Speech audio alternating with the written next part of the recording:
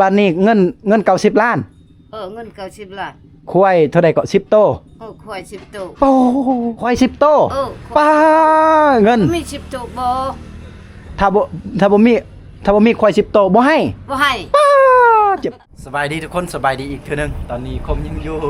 หมู่บ้านประงานดาวทุกคนเนื่องจากว่ามีผู้สาวงามก็เลยอยากอยู่เป็นมือเป็น2 มื้อพุ่นแหละเป็นชั่วโมง3 ชั่วโมงพุ่นแหละนี่บ่อยากไปไกลจากผู้สาวงามเลยเนาะบ่อยากเดินทางนี่ไปบ่อยากไปไกลแต่นั่งอยากนั่งไกลนี่แหละอารมณ์ของ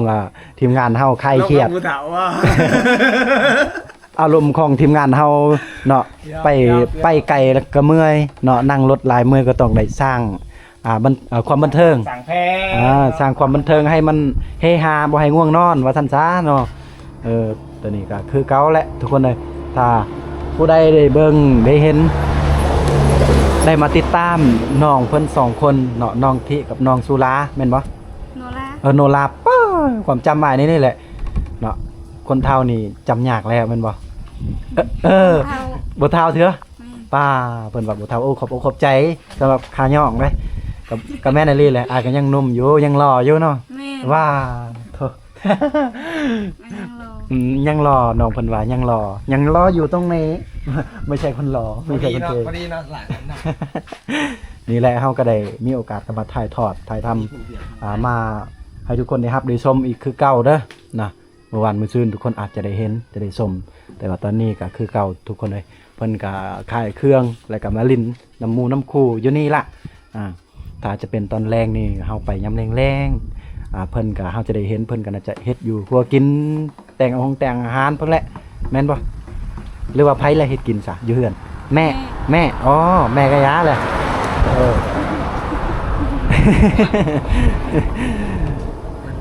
ไปหาน้องสาวเจ้ากันยังมีบ่บ่มี2 คนอีกป้าเท่าบ่แม่นอายุ13-14 ปีบ่แม่นประมาณนั้นแหละโอ้13-14 ปียังเอาพวกบ่ได้ติทางเฮาเนาะหรือว่าเอาก็มีบางคนบ่เอาบางคนก็มีโอ้บางคนก็มี13-14 ปีก็สร้างครอบสร้างครัวแล้วโอ้ก็บ่ติได้ทุกคนเขตชนบทก็เจ้าก็บ่แม่นว่าบ่มีทางเลือกก็เจ้าใหญ่มากคิดแบบก็มีแต่สร้างครอบครัวอย่างเดียวหั่นแหละประมาณนี้แหละอ้าวนี่คือผู้สาวหมู่บ้านปะงันดาวก็ใกล้กับหมู่บ้านอีหยังว่าเฮาลืมบ้านตุ้มลีเก่าแม่นบ่ที่ตุ้มลีขาวตุ้มลีขาวตุ้มลีทงตุ้มลีเก่าที่มีนางเอก2คนดังแหละ2ลาวเฮาเบ้าตุกวิธีลาวเคยมาถ่ายทอดวิถีชีวิต3 สาวอยู่พุ่นแหละทุกคนเนาะอยู่บ้านตุ้มลีพุ่นละนี่แหละบ้านน้องเพิ่นก็ใกล้ๆกันวางประมาณหลัก1 2 หลักหรือใกล้สุดก็3 หลักก็ยังมีได้ผู้สาวงามแต่ว่าบ่ได้ปรากฏให้เห็นนี่ยังมีหลายคนป้าเว้าแล้วเป็นแต่อยากไปเบิ่งไปเห็นเด้เนาะโอ้ยบางทีก็เขางามสู้น้อง2 คนบ่ได้ดอกเนาะได้โอ้บางทีเขางามเขาขาว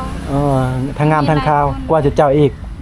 แม่นอยู่เขางามทั้งงามทั้งขาวแต่ว่าเฮาถามคำหนึ่งเขาบ่ตอบ10 คำเขาก็บ่ตอบเบิดเลยได้บัดนี้ได้ผู้บอกคนเฮานี่งามอยู่ที่ใดจิตใจจิตใจการปากการเว้าการลมนี่ถ้าเฮาลมแบบหวานๆยิ้มแย้มแจ่มใสคือจุน้องนี่ปู้ผู้บ่าวนี่เขาลังไหลอยากมาลิ้นเพิ่นแหละอยากเข้าหามาสู่จุน้องและเนาะงามอยู่คือดาราเอาแต่ว่าเฮาไปทักทายเขาก็แบบรู้จักกันไผสิกล้าเนาะนี่แหละ งามคืออยู่ที่จิตใจน้องทั้ง2เพิ่นตอบนี่เวลาแขกคนมาเฮือนมาซานมาลิ้นบ้านกาโอ้อยากลังไลอยู่หน่อยนึงเด้อทุกคนเพราะว่าเด็กพวงเที่ยวไปก็อยากกับปลอยแล้วอยากมาเล่นบ้านอยากมาเล่นนี่ก็ต้อนรับเป็นอย่างดีเป็นกันเองเลยจังซี่นะก็งามได้อันนี้แหละงามทั้งหน้าตาเจ้าน่ะงามทั้งจิตใจการปากการลมแม่นบ่นางป้าเถอะยิ้มมาได้จ้าก็ได้ฮู้บ่เวลาน้องยิ้ม น้องทั้งสองยิ้มบาดใดบาดใจ FCI เวลากับเจ้าเบิ่งใจสลายเลยโอ้ยก็แม่นแหล้วเนาะ อายตอบแทน FC เนาะเอาทุกคนให้คอมเมนต์ได้ด้วยว่ามักคนใดระหว่างน้องทิกับน้องสุราแม่นบ่หรือว่าซาลาโนลาปู้ความจำอายนี่ปู้ บังเอิญซาลาอันนี้คือว่าโนเขาต้องชื่อว่าโนลาแล้วก็น้องทิมักน้องทิอายุ17ปีบ่หรือว่ามักน้องโนลาอายุ15ปีแม่นบ่ล่ะโอ้ประมาณนี้มักผู้ใดก็คอมเมนต์บอกได้ใน2คมส้นเผากระโดและก็2 FM วิธีไทยบ้านได้นี่ FM วิธีไทยบ้านก็ได้ถ่ายทอดวิถีชีวิตน้องเขาอยู่บ่ถ่ายโอ้ถ่ายแล้วเรียบร้อยแล้วได้สงวนลิขสิทธิ์เรียบร้อยแล้วโอ้สงวนลิขสิทธิ์เรียบร้อยแล้วจะง่ายอีกได้ทุกคนเพราะว่าน้องเพิ่นก็อยู่ทุกมื้อนี่แหละน้อง2คนเขาอาจจะบางมื้อที่เพิ่นบ่อยู่ก็ไปให้ไปสวนเป็นหยังจังว่าง่ายนี่แคมทางเลยไปแล้วก็จอดรถจักรจอดรถใหญ่ก็ได้นี่นะเดินกว้างอยู่นี่จอดปุ๊บคือซุมเฮานี่ไปหามาสู้ง่ายได้จอดปุ๊บแล้วก็ซื้อน้ำอุดหนุนเพิ่นแน่แหล้วเนาะซื้อน้ำซื้ออันเย็นๆแน่อันน่ะฮ้อนๆแน่ว่าซั่นนี่เขาพูดคุยเป็นกันเองเลยนี่แหละแม่ค้าเฮาต้องปากหวานคือเจ้าน้องนี่โอ้ได้การเนาะยิ้มๆแจ่มใสนี่ลูกค้าก็อยากมาแล้วคืออายนี่แหละอายก็บ่อยากนี่แหละ อยากอยู่นี่มัดมือแล้วแต่ว่าทุกอย่างเฮาก็ต้องเพื่อ FC ดูบางที FC ก็เจ้าหักมักอลีอลอจุน้องเด้ก็ต้องปล่อยโอกาสให้เขาเนาะให้เขาล้มเนาะเอาเด้อทุกคนเราเว้าหลายกับบางทีเพิ่นก็สิเคินเว้าหลายบางทีเพิ่นก็สิเครียดบ่เครียดบ่นั่ง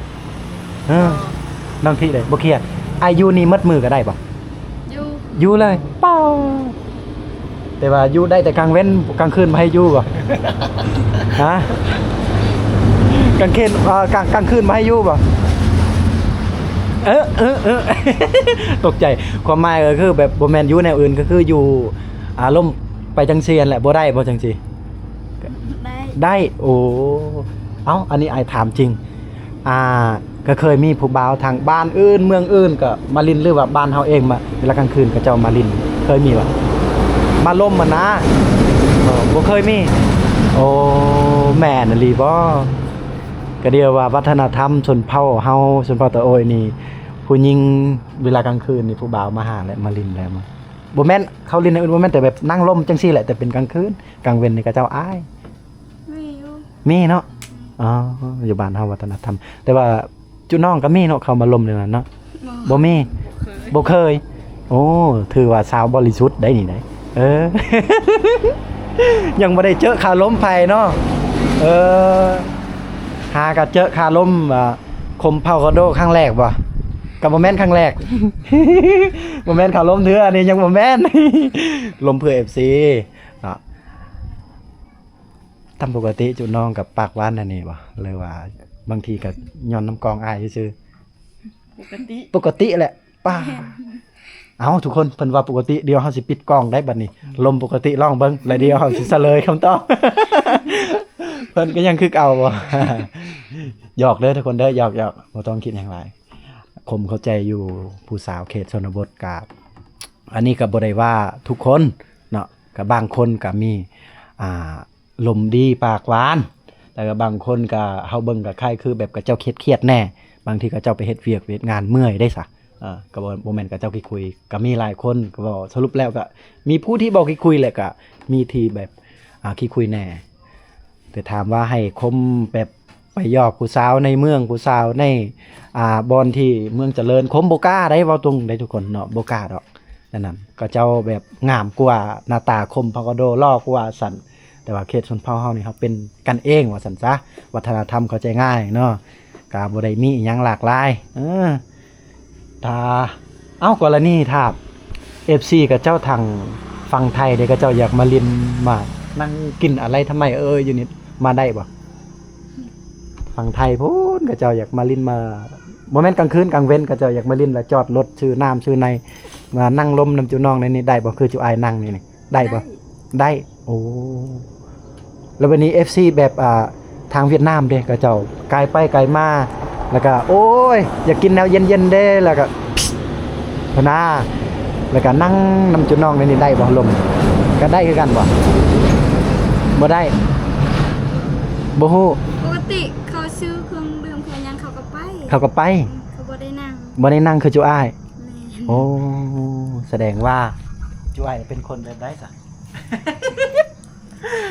เพิ่นว่าปกตินี่ก็มีหลายคนอยู่ไปซื้อเครื่องซื้อของกับเจ้าไปเลยได้บ่ได้นั่งคือซุมเฮาได้ก็ขอบอกขอบใจจุน้อง2คนหลายๆที่ยังนั่งนำจุอ้ายเนาะลมจักลมอีหยังบ่หยุดบ่เซาแม่นบ่เพิ่นก็สิว่าบ่แม่นได้ เว้าแล้วก็ ไปครับ บ่แม่นเว้าแล้วก็ไปเว้าแล้วก็คมก็คิดทวนคืนว่าคือว่าเฮาเว้าหลายว่ะแม่นบ่หรือว่าอ้ายเว้าหลายเกินไปบ่ได้รำคาญบ่ บ่ได้รับการ ย่านว่าจุน้องรำคาญแล้วอ้ายสิเก็บกองเก็บอีหยังหลายอย่างก็หิบมือหิบไปได้ คือน้องเพิ่นเว้าได้ตอนต้นนั่นแหละทุกคนน้องเพิ่นว่าอยู่มืดมือก็ได้เนาะอยู่ฮอดกลางค่ำกลางคืนก็ได้นี่ แต่ว่าเฮาก็ยังมีหลายบ้านจะไปอ จ ยู่ ริงใจเนาะก็อยู่แล้วเนาะถ้าบ่จริงใจบ่ให้อยู่เนาะเหมือนว่า แมนเธอคุณว่ะนี่ IFM คือ IFM เว้าได้ถ้าผู้ใดจริงใจก็อยู่ได้หั่นแหละอยู่หั่นแหละก็บ่จริงใจก็มีแต่แบบมารอบๆล่อๆใจบ่นี่มันมีเพลงนี่ก็ถ้าบ่ใจบ่หยังก็บ่ต้องอยู่บายขอโทษขออภัยว่าบ่ม่วนเอาทุกคนเอาเฮาก็ยังนี่อีกหมู่บ้านที่จะเดินทางได้ยังสิไปต่อได้นะแล้วก็เดี๋ยวคมจะเลาะอยู่ใส่เฮือนเจ้าล่ะอยู่พุ่นบ่นี่เนาะแสดงว่าตอนนี้เจ้ากินข้าวแล้วเนาะกินแล้วตอนเที่ยง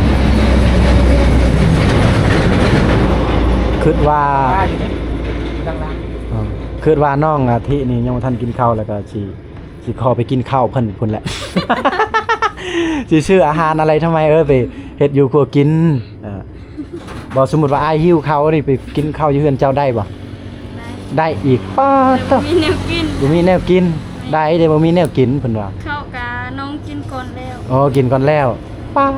จะ ๆ แม่น โอ้ย ใจ บ่ ดี มีบุญเนาะฝ่ายหน้าบ่มีบุญเนาะฝ่ายหน้า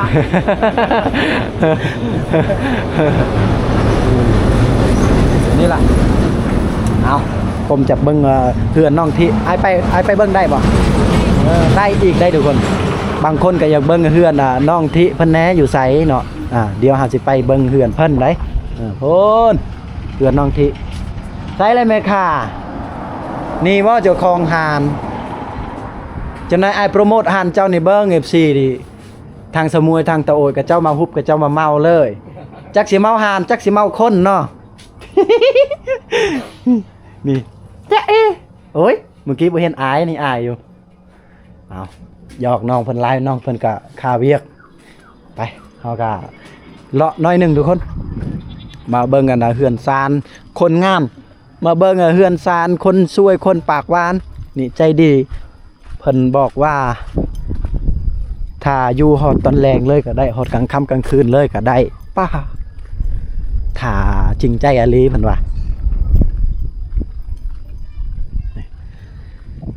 อันนี้ก็ทรงเฮือนของชนเผ่าของหมู่บ้านเพิ่นได้นี่ก็สิประมาณนี้ล่ะ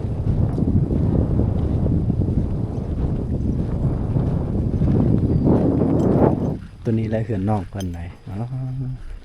เบิ่งมีแม่เพิ่นอีกตัวนี้ไปหยอกไปล้มน้ำแม่เพิ่นเบิ่ง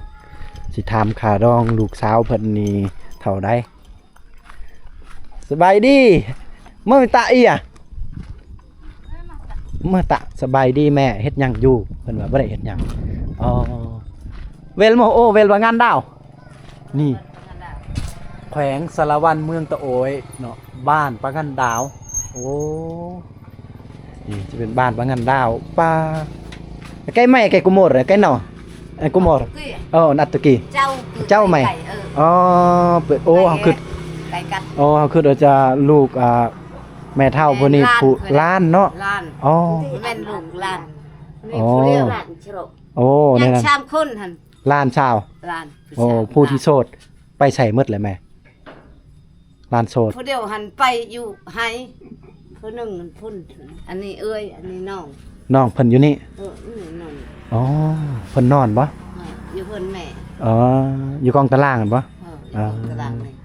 โดยถ้าลูกไปยอกเพิ่นสิบ่ย่านบ่ จ้ะ เพิ่นบ่ย่าน ญาติ ย่านบ่แม่ใหญ่สมมุติว่าถ้ามีคนอยาก หมายเป็นหมาย ถ้ามีคนอยากเอาลานแม่เฒ่านี่ครับสิเอาแพงบ่ค่าดองจะ แม่น เอา ได้แพงได้ ซำได้ซะ โอ้ย60 70 80 90 โอ้60 70 80 90ปู้90อีหยัง แพง 90อีหยังก็ 10ควายอันนี้10โต ควาย10โต ป้าเงิน มี10โตบ่ ถ้าบ่มีควาย10โตบ่ให้ บ่ให้ ป้าเจ็บใจเด้ โอ้ยแม่เฒ่าเอ้ยแล้วบัดนี้ลูกหลานอกหักแล้วลูกหลานเฮาอยู่ในซองนี่อยู่ในกองนี่อกหักเพิ่นแล้วบัดนี้แล้วสิได้เป็นเคยทางนี้เนาะ เจ้าบ้านได้เจ้า เฮาอยู่พุ่นแหละอยู่สมุยพุ่นแหละ อยู่ชะมวยบ่ โดย แล้วบัดนี้เงิน90ล้าน เงิน90ล้าน ควายเท่าใดก็10โต ควาย10โต โอ้คำบ่มีบ่คำบ่มี บ่ฮู้คำ แย่งอ่ะ ช่วยแยกคำก็ดี เอาถ้ามี แต่ถ้าบ่มีมันก็ต้องมี สมมุติว่าบ่มีคำแต่ว่าควาย10โตต้องมี ก็ได้บ่มีคำก็ได้ แต่ว่าควายต้องมีต้องได้ ได้ เงิน90ต้องได้ ได้ ป้าโทขาดองนี่สุดยอดเนาะฟังแล้วแล้วเจ็บใจ เด้ขะดองเด้ เออ คันบ่ได้ก็บ่ บ่เอาบ่ให้เลย บ่เอาผัว เอากรณีนี่ร้านเจ้านี่เพิ่นมักอลีอลอผู้บ่าวเพิ่นมักอลีอลอแฟนเพิ่นนี่เพิ่นมักฮักอลีอลอแต่ว่าผู้บ่าวเพิ่นบ่มีเงินเด้ บ่บ่มักลานคอยนี่ทุกอีหลีอยู่เฮือนนี่ บ่สมมุติเขาหั่นเขามักอยู่แล้วร้านเจ้านี่เขามักอลีอลอกรณีร้านเจ้าก็มักอีกผู้บ่าวเพิ่นสมมุตินะ แม่น เขาฮักมักกันแต่ว่าเขาบ่มีเงินคนทุกข์คนยากคือเฮาจัง ๆ ซี่ แม่น เอาเฮ็ดแนวใดบัดนี้ บ่มา ขะ ก็ ดอง ได้ ฮะ บ่ฮู้ความลาวก็ บ่ฮู้ บ่ฮู้หลายแกบ่ฮู้น้อยๆบ่ฮู้หลาย เพิ่นว่าบ่ฮู้ภาษาลาว บ่ฮู้ภาษาลาว อ๋อ ภาษาลาวบ่ฮู้หลายหั่น ก็ยกตัวอย่างให้ดูง่ายเรื่องประโยนประโปรเกเรื่องดิมุงมมดองมาดิมุงงิน ดิมุดกบ่ยนตุตรีละบันตรีว่าตุประ โอ้ มาดา ประอะไรบอนมาตะเรียอะไรบอนนี่มอยตะ เลยุดนะแก เลโยนนะแก ไม่หมกมันเนาะ ป้าอันนี้เฮาว่าภาษาทำอิดเพิ่นว่าบ่ฮู้ภาษาลาว ติดเปรกให้ ทำอิดเพิ่นบ่ฮู้ภาษาลาวบัดนี้เฮา ตึกอันนี่ก็ดีเปลมอนา เฮาเว้าภาษาตะโอยอีกเนาะแล้วพอดีเพิ่นว่าบ่ได้ในถ้าว่าบ่มีงัวถ้าบ่มีเงินก็ต้องมีบ่แม่นแหละควายบ่แม่นงัวถ้าบ่มีเงินก็ต้องมีควายถ้าบ่มีควายก็ต้องมีเงินก็ประมาณ90ล้านพอดีควายก็10โตปู้ขาดองทางนี้สุดยอด หลายเนาะ คนพอมีพออยู่ก็บ่แพงดอกสำนั้นแต่คนบ่มีน่ะคือจังหวะเด้ออันนี้น่ะ เอาขอบใจแม่ใหญ่เด้อโอ้หยอกเจ้าลายก็ม่วนได้สมพอลานเจ้านี่ปากหวาน ย้ายมัน ลานเจ้านี่ลมงาแบบสร้างลมสร้างเว้าเลยย้อนได้นำแม่เฒ่านี่แหละอีหยังเลยตัวนี้ซุ้มไก่ ใช่ โอ้ข้าวไก่ ไก่อยู่นะ อ๋อตัวนี้เพิ่นเอาไว้เลี้ยงไก่ได้ก็เป็นท่านเป็นแถวจะเป็นไก่ตัวแม่เนาะอยู่นี่ทุกคนเอาฮะ มาที่ไหน มาแต่เมืองสมุย อยู่กูรูเบิร์ต บ่น่าเอานี่ เดี๋ยวเฮามาลินบ้านเพิ่นก่อนป้าโธ่สบายดีน้องล่ะ สบายดี โอ้บ่ได้ไปชวนไปให้บ่ ไปเมื่อกี้นี่แบบมึง เมื่อพักพรป้าเจ้าแม่นน้องทิบ่ แม่น โป้คือลมเก่งคือเอื่อยเลยเนาะเอื่อยเจ้ากับลมหวานเนาะลมเก่งป้าน้องเพิ่นกันนี่ได้อายุจักปีแล้วน้องล่ะ 13 ปี 13 ปีโอ้ยังน้องเนาะ ยังเด็กน้อยอยู่สิไปใส่ต่อจักหน่อยสิไปใส่ บ่ได้ไปใส่ อยู่เฮือนพักพร อืม ตอนเช้าเด้ ตน โอ้ เช้ มาแต่ให้ลืม อื นี่แหละไอ้คนอายุสูงแล้วก็ลงลืมๆแหละ หมูไผเนี่ยหมูพ่อจะวะ บ่แม่น หมูผู้อื่น หมู่ปู่ โอ้หมูปูป้าหมูโอ้สุดยอดหมูนี่ประมาณ100 กว่าโลไปแล้วแบบหมูแบบเลี้ยงแบบธรรมศาสตร์เลยได้เนาะป้าโทเลี้ยงปล่อยนี่แหละบ่มีขอกบ่มีหยังทุกคนแต่ว่าหมูลาดหมูธรรมศาสตร์นี้มันบ่ได้ไปไกลดอกเนาะก็อยู่แถวเฮือนแถวซานอยู่กองตารางตัวใดอาหารเศษเรือมันก็เก็บกินไปหมดเอาเฮาได้มาลิ้นมาสัมผัสหมู่บ้านเพิ่นหลายมาเฮ็ดตลกสร้างเฮฮาความม่วนซื่นหลายได้แล้วก็หมู่บ้านเพิ่นก็สิมีน้ำบาดาลแล้วก็สิมีน้ำก๊อกแล้วก็แต่ละครอบครัวก็สิมีน้ำใส่แบบห้องน้ำซึมก็เจ้าเอิ้นเนาะอันนี้คือหมู่บ้านปะงันดาวอยู่ผมยังอยู่ที่บ้านปะงันดาวเมืองตาโอยได้เนาะแขวงสารวันในหมู่บ้านนี้ก็สิเป็นส่วนเผ่าหรือว่าภาษาตาโอยนั่นเองครับการปากกันเว้ากับปะโกะกับกาโดกับบางคำเข้าใจบางคำแล้วก็บ่เข้าใจในหมู่บ้านเพิ่นก็เจ้าทั้งหมดบ้านนี้ก็เจ้านับถือหีดของประเพณีอันดีงามตั้งแต่พ่อปู่แม่ย่าพุ่นแหละเนาะหรือว่าแต่ยะยอพ่อแม่เพิ่นพุ่นแหละทุกคนเลยเวลากลมเว้าต้องเบิ่งรถนำ นี่เห็นบ่บ้านปะงันดาวเป็นบ้านสถานะละสุขแบบอย่างและบ้านยุติการถ่ายสะสายเนาะประกาศเมื่อวันที่26เดือน6ปี2020นี้จะเป็นบ้านที่ยุติการถ่ายสะสายจะเป็นบ้านสะอาดอยู่ดีโอเคทุกคนขอขอบอกขอบใจหลายๆทุกคนเด้อสำหรับได้เบิ่งได้เห็นคลิปนี้ได้เนาะอาจจะบ่มีหยังหลายอย่างได้อันนี้จะเป็นโรงเรียนบ้านเพิ่นโรงเรียนบ้านปะงันดาวบ้านเพิ่นมีโรงเรียนมีสุขศาลาเรียบร้อยแล้วโอเคขอบใจทุกคนกล่าวว่าสบายดีทุกคนพบวิดีโอถัดไปทุกคน